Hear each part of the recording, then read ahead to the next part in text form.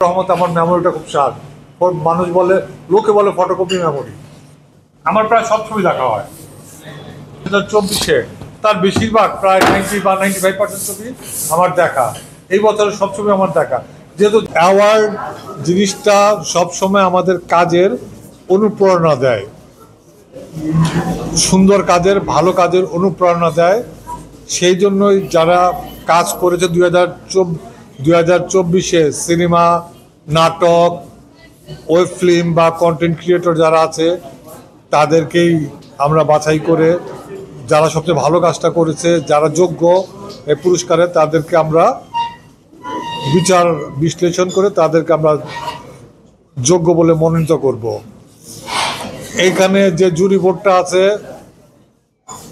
আপনারা জানেন এখানে সবাই সৎ, এই কাজটায় সৎ থাকার মতো লোক সবাই। সো আপনারা আমাদের উপর বিশ্বাস রাখবেন এবং অনুষ্ঠানটা যাতে সুন্দরভাবে করতে পারি আমরা, আপনারা সবাই দোয়া করবেন এবং সবার দোয়া এবং আশীর্বাদ নিয়ে আমরা এগিয়ে যেতে চাচ্ছি, এগিয়ে যাব এবং ইনশাল্লাহ আপনাদের দোয়ায় আমরা অনুষ্ঠানটা সুন্দর এবং সফলভাবে সম্পন্ন করতে পারবো।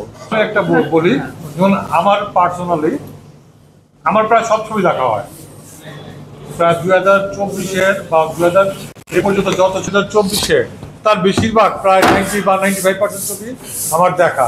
এই বছরের সব ছবি আমার দেখা। যেহেতু জাজ মাল্টিমিডিয়ার মাধ্যমে সব ছবি রিলিজ হয়, যাদের ঘরে বসে ছবিগুলি দেখা হয়, ওই চেক করার সময় দেখা হয়। তো আমার সবগুলো ছবি দেখা হয়।